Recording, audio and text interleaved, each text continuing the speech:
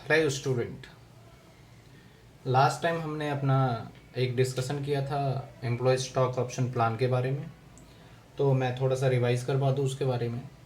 हमने उस टाइम सीखा था कि वेस्टिंग पीरियड क्या होता है। जिस टाइम तक जॉब करने के लिए हमें एग्रीमेंट किया जाता है हमारे द्वारा, एम्प्लॉय के द्वारा, उसे वेस्टिंग पीरियड बोलते हैं। ग्रांड डेट जिस दिन हमने एग्रीमेंट किया है जॉब के लिए, वेस्टिंग डेट उस दिन जिस दिन मेरा जॉब कंप्लीट होगा, यानी सारे टर्म्स एंड कंडीशन कंप्लीट कर दिए। एक्साइज पीरियड जितना टाइम हमें ग्रेस पीरियड दे दिया जाता है। ग्रेस पीरियड का मतलब कि इतने दिन के बीच में खरीद लो। परचेजिंग डेट और एक्साइज प्राइस क्या बोला था मैंने, जिस प्राइस को कंपनी ऑफर करती है, यानी ऑफर प्राइस बोला था मैंने, ऑफर। तो ये सब डिस्कशन किया था। अब उसके आगे ना एक क्वेश्चन भी डिस्कस करेंगे और उस क्वेश्चन का सोल्यूशन देखेंगे ताकि हमें और थोड़ा अच्छे से ये समझ में आ जाए। तो देखो एक क्वेश्चन है मेरे पास, बुक का ही क्वेश्चन है ये, तो इसके बारे में डिस्कशन करते हैं। क्वेश्चन में क्या क्या बोला है एक बार पढ़ लेते हैं। कहता है गुड लाइफ लिमिटेड, एक कंपनी है good life limited, grant option दिया गया 100 एम्प्लॉई, यानी एक वर्कर के साथ एग्रीमेंट नहीं हुआ, 100 वर्कर के साथ एग्रीमेंट हुआ। और हर एक वर्कर को बोला गया कि आपको ये शेयर 300 रुपये दिए जाएंगे हर एक एम्प्लॉय को, सॉरी 300 शेयर्स दिए जाएंगे। और 10 रुपये का एक है और 180 end of the vesting period 3 year. कहता है 3 साल तक नौकरी करें, 3 साल के बाद जैसे ही टाइम पीरियड फिनिश्ड होगा 180 दिन का वक्त दिया जाएगा आपको, आप सोच ले कि आपको शेयर लेना है या फिर नहीं लेना। और कितने एम्प्लॉय को दिया गया ये 100 एम्प्लॉय को। और कितने हर एक एम्प्लॉय को दिया जाएगा 300 शेयर। और इसके बाद कहता था fair market price. Fair market price का मतलब आज की डेट शेयर मार्केट में इसका मार्केट के अंदर वैल्यू 65 का है, आज की डेट पे ये 65 का है। And price offer to excise price 50, और आपको दिया जाता है ये 50 में, यानी कंपनी आपको सस्ते पे दे रही है। कितने रुपए का डिस्काउंट है, 65 मार्केट में 50 का दिया जा रहा है, तो यानी 15। Pass journal entry for assume the above employ 100, तो हमें एक जर्नल एंट्री करना है ये। तो देखो बच्चों ये हमारा क्वेश्चन था और बड़ा ही आसान क्वेश्चन है और बहुत ही अच्छा, जिससे हमें सारे डाउट भी क्लियर होंगे।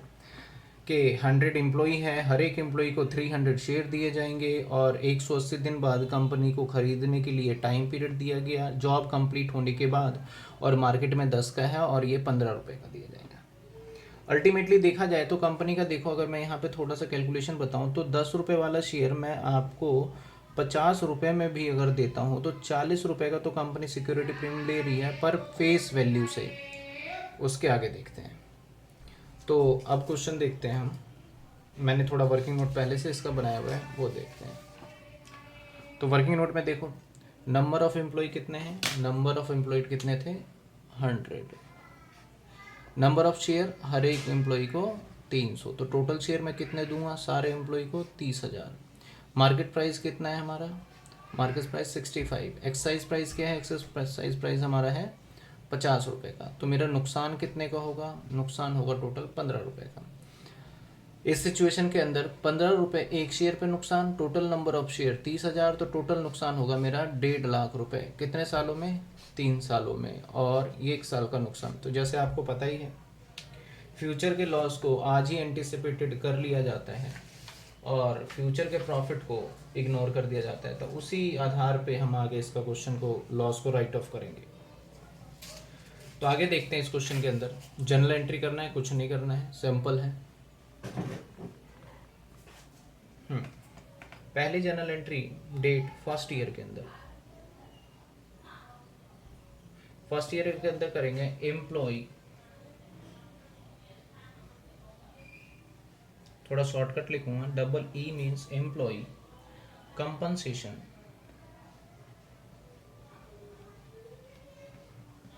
Compensation expense account debit to share option, share option outstanding account being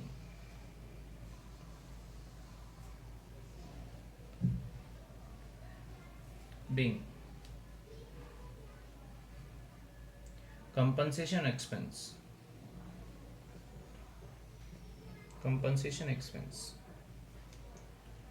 recognize yet transfer to ESOP account. अब पहले साल में कंपनी का लॉस पूरे 3 साल के अंदर देखा जाए लॉस तो 4,50,000 है, लेकिन फर्स्ट ईयर के अंदर कंपनी के लॉस के बारे में सोचिए तो फर्स्ट ईयर के अंदर लॉस पहले साल में कितना होगा, ये होगा हमारा 1,50,000। तो हम पहले तो लॉस बुक कर लें, फर्स्ट ईयर है 1,50 एंड 150। सेकेंड ईयर में क्या एंट्री होगा, simple same, employ compensation excise expense account debit to share option outstanding. Share option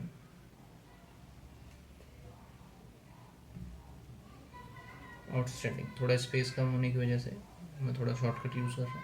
दूसरे साल बताएं नुकसान कितने का होगा, सोचो एक साल में 1.5 लाख, दूसरे साल में भी 1.5 लाख ही होगा। अब ये समझ में नहीं आ रहा कि हम पहले साल में एंट्री क्यों कर रहे हैं, नुकसान तो होगा तीसरे साल में जाके, क्योंकि तीसरे साल में देंगे तो पहले पता तो चल गया ना, तो स्टार्टिंग से ही करेंगे इसकी तीसरे साल में। थर्ड ईयर बीइंग वही रहेगा। थर्ड ईयर में सोचो क्या होगा, सेम, कितना आसान है ये हमारा topic, compensation expense account debit to share option outstanding मतलब लाइबिलिटी, खर्चा मतलब हमारा एक्सपेंस, इसलिए डेबिट कर रहे हैं। इस साल भी हमने खर्चा मान लिया 1.5 लाख रुपए का, लाइबिलिटी का मतलब अभी पेमेंट थोड़ी हुआ है खर्चा का, खर्चे का जो हमारा नुकसान होने वाला है वो तब होगा, अभी नहीं, 3 साल बाद। अब लो जी लास्ट ईयर में आ गया, तीसरे साल में, अब तो तीसरे साल में 1 साल 2 साल, तीसरे साल में एम्प्लॉय ने जॉब कंप्लीट, अब एम्प्लॉय यहाँ तैयार हो गए कि भाई मुझे शेयर चाहिए, और जो मैं शेयर है वो शेयर कितने का देने वाला हूँ इसे, मैं इसको शेयर जो देने वाला हूँ वो देने वाला हूँ 50 रुपीज़ का। तो आप खुद बताएं कि बैंक में कितना पैसा आएगा मेरा, सिंपल 50 के हिसाब से। तो थर्ड ईयर के अंदर यानी ईयर 4, फोर्थ ईयर में बैंक में पैसा आएगा।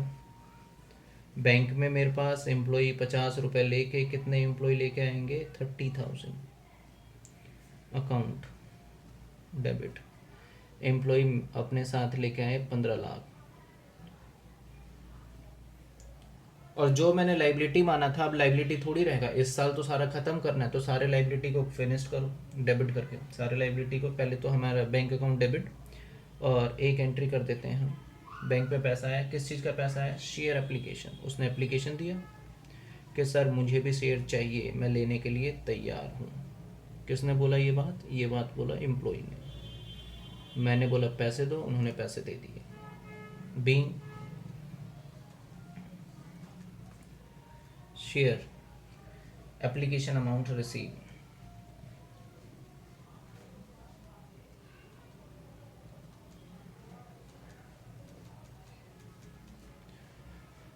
हाँ जी, पहले साल खर्चा मान लिया, लाइबिलिटी मान लिया, खर्चा मान लिया, लाइबिलिटी मान लिया, खर्चा मान लिया, लाइबिलिटी, क्या लाइबिलिटी का पेमेंट हो गया, नहीं हुआ, अब होगा payment. Share application, share application में कितने आ जाएंगे, 15 लाख, और 2, और मेरा ये लाइबिलिटी था, तो देखो कितनी बार लाइबिलिटी माना मैंने, 3 बार। अगर टोटल लाइबिलिटी कितनी बार माना है मैंने, 4.5 लाख, 1.5 लाख, 1.5 लाख, 1.5 लाख। लाइबिलिटी जब मैंने माना था तो मैंने क्या करा, सोचो, क्रेडिट। अब जब मुझे खत्म करना होगा तो मैं क्या करूँगा, debit, simple. Share option outstanding account, कितने डेबिट करूँ, ये लो 4 लाख रुपए डेबिट होते ही लाइबिलिटी ख़त्म, लाइबिलिटी क्रेडिट था, लाइबिलिटी डेबिट करके ख़त्म। अब क्या करें, अब एम्प्लॉय को शेयर दे देते हैं। कितने शेयर देने हैं? 30,000। कितने रुपए का? 10 रुपए का। 3 लाख ही तो दे सकते हैं, यानी share capital, equity share capital, ये लो जी 3 लाख का दे दिया। 2 सिक्योरिटी प्रीमियम, सिक्योरिटी प्रीमियम। अब अंदाजा लगाओ प्रीमियम कितने का होगा। प्रीमियम टोटल होगा हमारा यहाँ पे, जब हम सिक्योरिटी प्रीमियम की कैलकुलेशन करेंगे तो टोटल 10, हमारा शेयर कितने का था? 65 की फेस वैल्यू कितना हो गया हमारा? 10, तो यानी 55 रुपये का प्रीमियम। 30,000 इंटू में 55, तो 55 रुपये का प्रीमियम, यानी आ जाएगा आपका 16,50,000,